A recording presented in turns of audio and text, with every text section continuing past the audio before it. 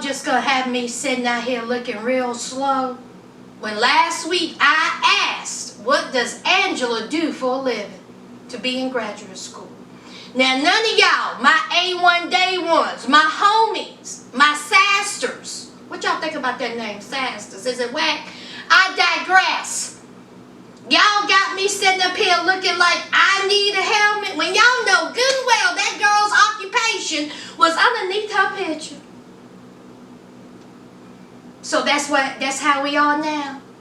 I thought we was like this. Okay.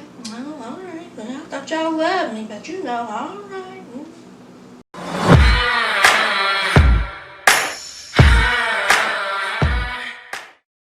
Hi friends, welcome back to my channel. Sas here. I'm here to do another review of Love After Lockup.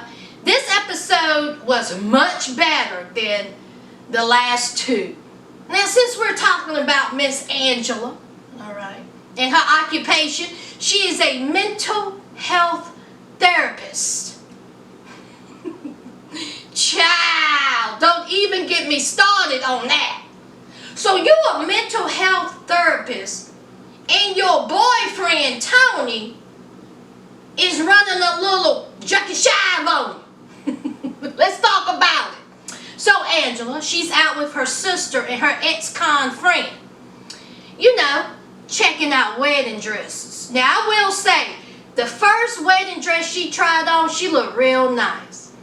That was a pretty dress. The second one, I didn't care too much for it. I liked the back of it, but I don't think it looked right on her. But that first dress was on point.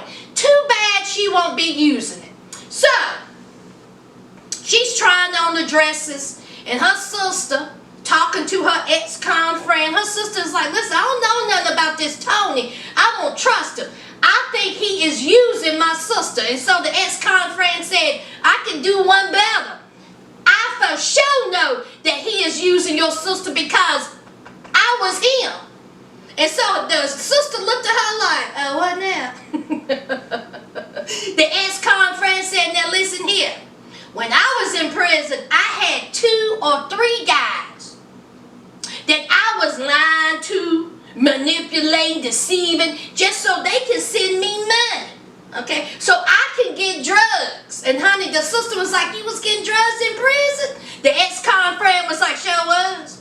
Honey, did you see how that sister was looking at her? That sister was looking at her like she had 2 heads, like this girl crazy. What in the world am I doing filming with this woman? Producers, we need to talk. So Angela comes out, and of course they look at her and they're like, you look beautiful. Okay, wow.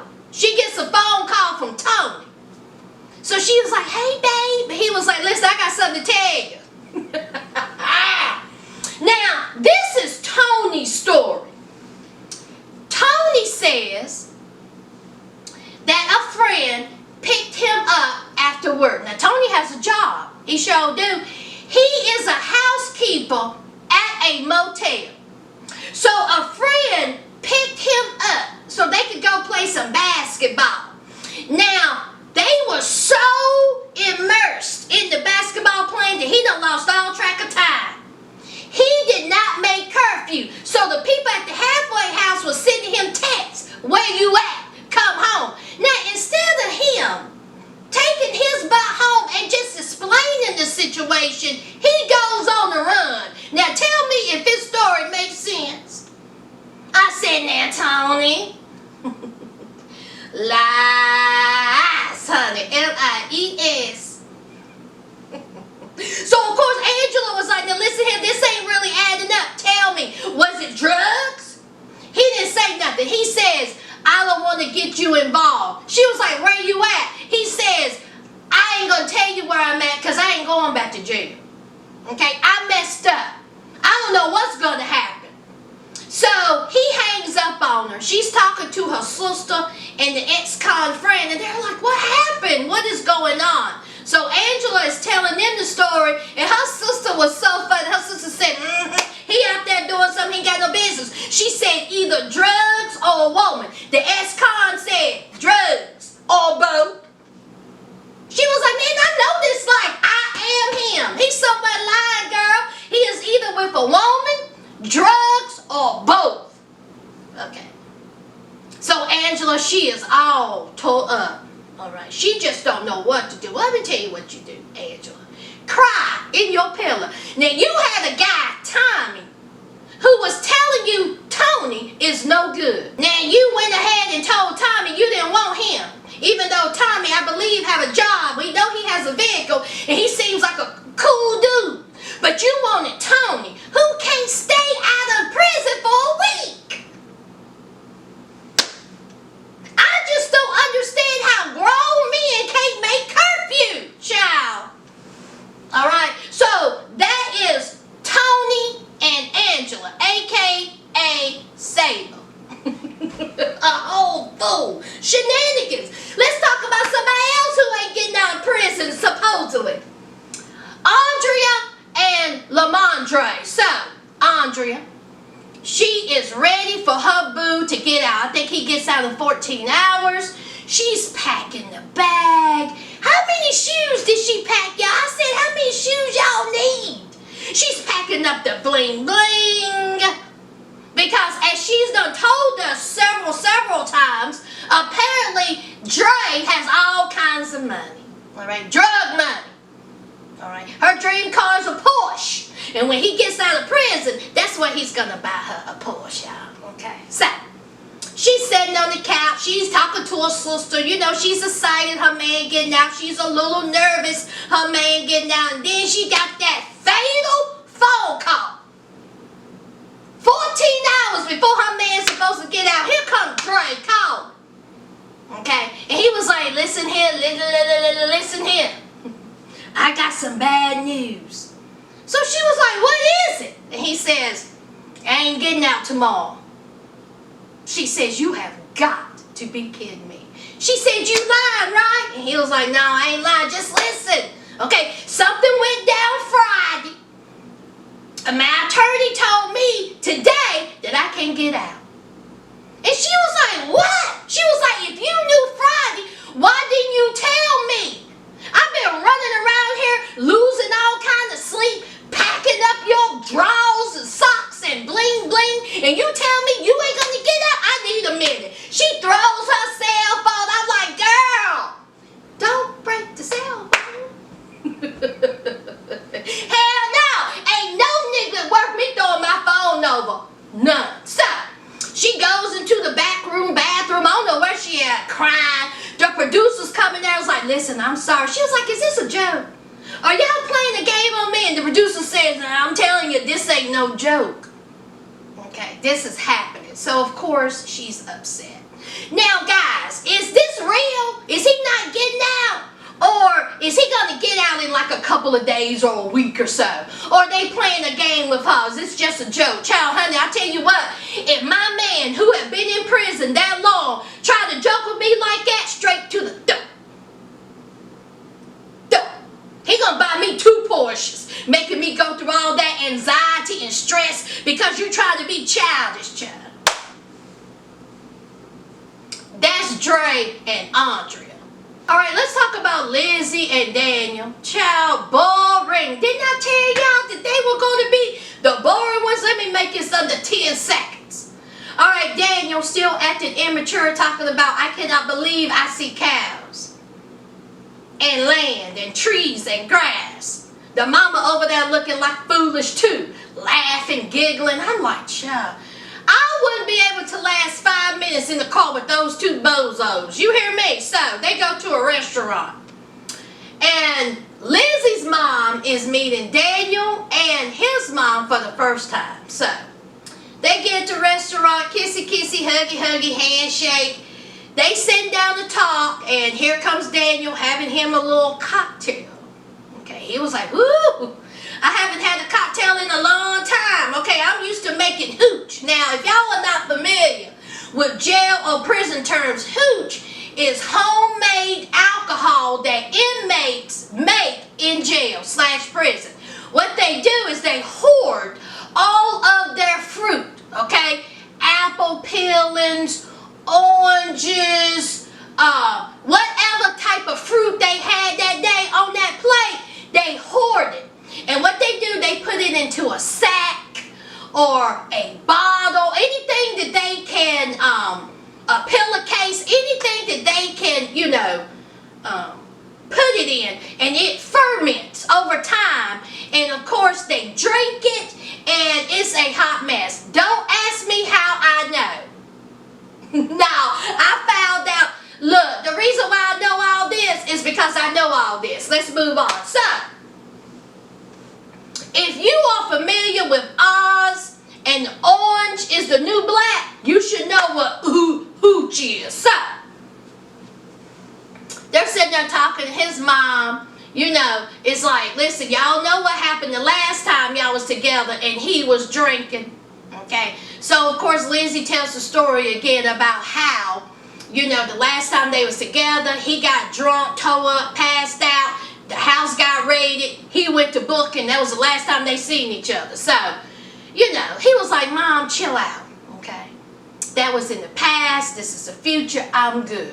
All right? I'm good. Now, the only thing Lizzie worried about is sex. Lizzie's like, man, I cannot wait till he break that back. Okay?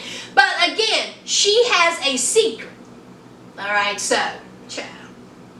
It better be one hell of a secret to make me want to have any type of pleasure in reviewing these two. Boring. So let's move on. Alright. Now let's talk about Amber and Vincent. Y'all, now I know I said that Amber may possibly be bisexual. Y'all, I am retracting that statement. That girl's a lesbian. I'm sorry. Okay, who wants Puppy? Because she damn sure don't want Vincent. Now, she fresh out of prison, and she still ain't gave Vincent any. Okay, alright. So they're at a mattress store, because she needs a mattress. What you need a mattress for? You and Puppy? Because you sure enough ain't doing nothing with Vincent. So, Vincent goes, pays for a mattress, box spring, they laying on top of it, seeing how it works. $700 and some odd. He even brings the mattress inside, sets it up. She brings him a little thing of water. For some odd reason, he wants a picture. I said, what you need a picture for? He wants a picture. He's sweating. Okay. Now, they are sitting there talking. And I guess he thought, he was going to get some little boom-boom back at his place.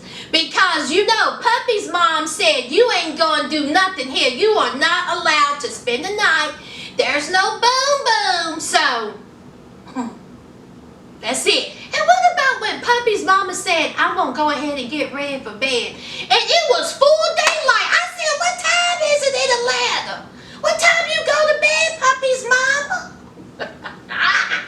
So anyway, long story short, Amber said, listen, I'm going to stay here tonight. You go back to your Airbnb, grab you some tissue, grab you some lotion, and do a little hand play because you ain't getting none. Now listen here, Amber, fresh out of prison. Now she's been corresponding with this man for 22 months. 22 months. And you don't want any ping. Okay. Alright. She said she wants to take her time. Alright. Now she's attracted to Vincent. She says that he's good looking. He has a nice body. Then why don't you want to bang him? I'm not understanding this. Everything about the relationship is awkward and weird. So here comes Vincent. Vincent, of course, he's upset. He says, she's not even affectionate with me. Okay? I don't understand what is going on. All right? Even when he was leaving, she gives him this awkward side hug. This awkward hug. Didn't even kiss this man.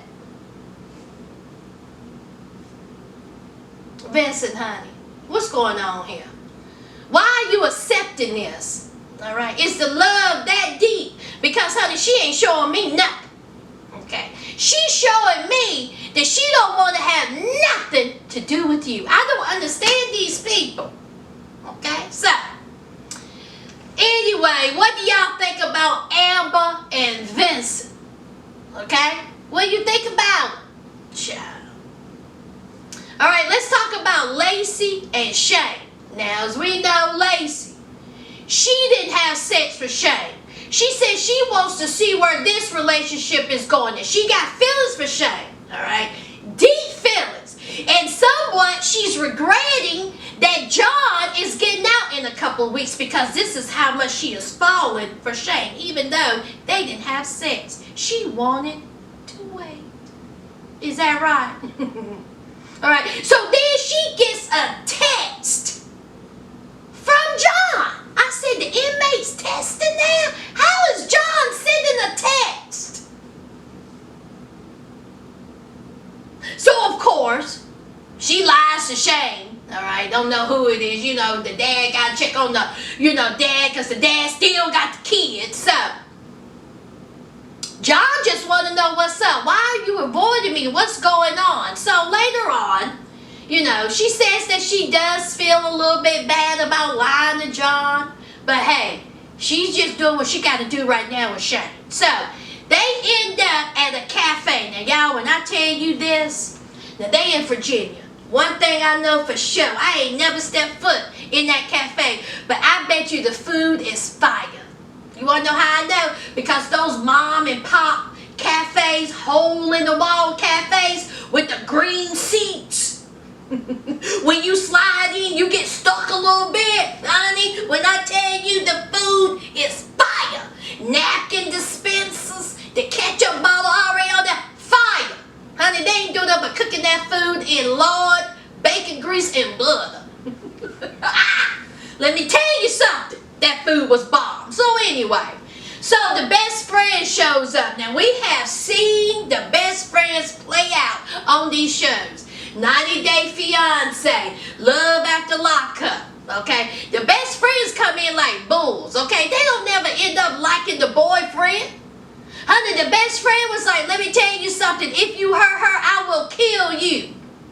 Look at my face and tell me I'm not playing. I'm not trying to make, this is not a threat. This is a fact. If you hurt her, I will kill you. Excuse me, can I have some iced tea with lemon? Woo! Honey, she's about to set it off. Okay, so he goes, excuse himself. And so here comes Lacey. What you think, girl? And the best friend was like, look, the only thing I'm worried about is John. Now, you done got Shane up here, okay, talking about how much he cares for you, and you got John getting out. What's going on? So, of course, Lacey trying to justify the best friend's worry, as she should be. You got two men, ex-cons, that are going to be out at the same time. And Lacey said to herself, she was like, listen, I don't want John hurting Shane, and I don't want Shane hurting John. Well, what do you think is going to happen, Bubble Lips? Do you think they're going to greet each other with the thug hug and be like, what's up, man? What's up? You think they're going to be doing all that?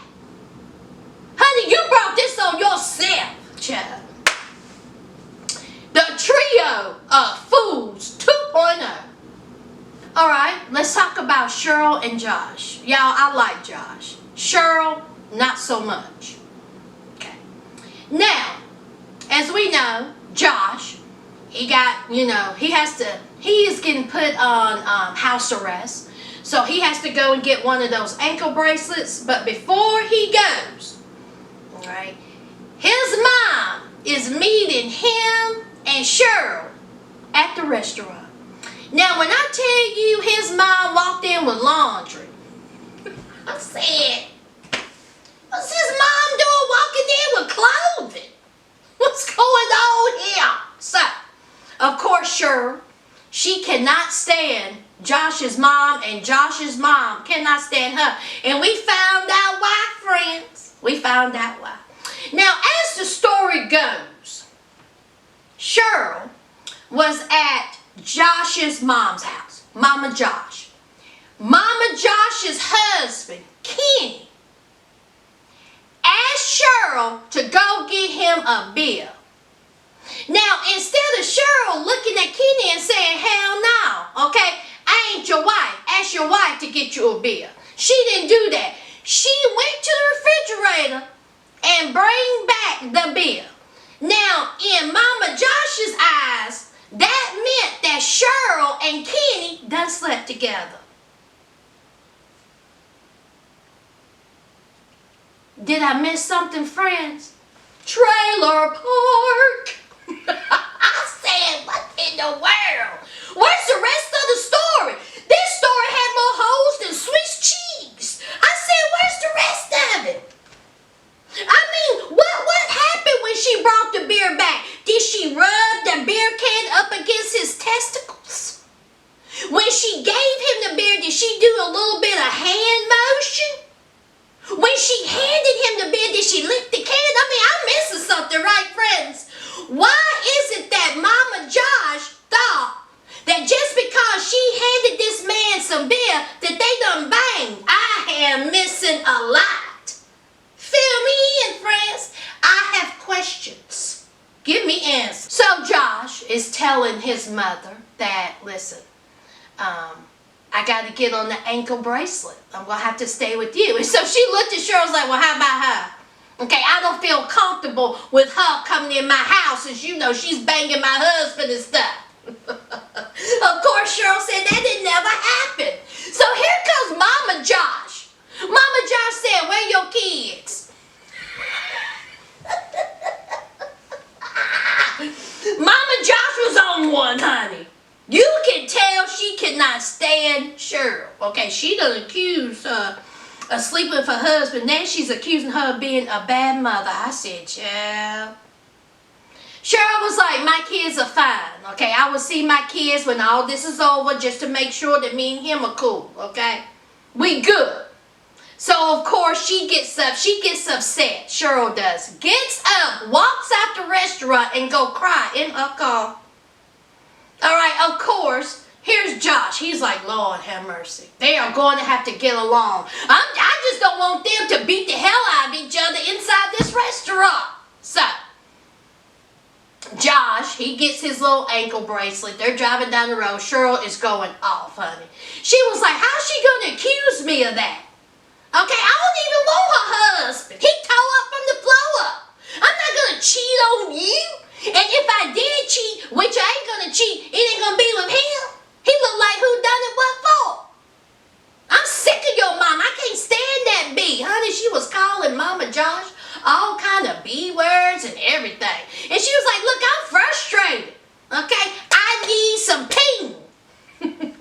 So come to find out that she drops him off at his mama's house. And he's on the ankle bracelet from 5 a.m. to 8 p.m. Now, she's back at the hotel room telling her correctional officer sister this. And, honey, her correctional officer sister's having a good kiki over. Honey, she laughing her ass off. And, honey, this is Cheryl crying. How can you laugh at me? How can you laugh at my pain? I'm trying to tell you something. Honey, this is my thing. All right. If he is free to roam around from 5 a.m. to 5 p.m., that's 15 hours that you have with your man. Why can't he break your back within those time frames? What's wrong with you, Cheryl? You act like that you ain't never going to see him again. You act like that he is confined inside his mom's house. He got 15 hours free. Did I hear that wrong, y'all? 5 a.m. to 8 p.m. He can do whatever he wants. He needs to be somewhere looking for a job. Now, with all these people getting out, ain't nobody looking for no jobs now. Well, except for Tony. Tony had a job at, he on the run. Get ready, get ready, get ready to run. All right, friends. That is it for another week of Love After Lockup. Let me know below what you think. Don't forget to leave a like, comment, and subscribe. And until next week, friends, bye.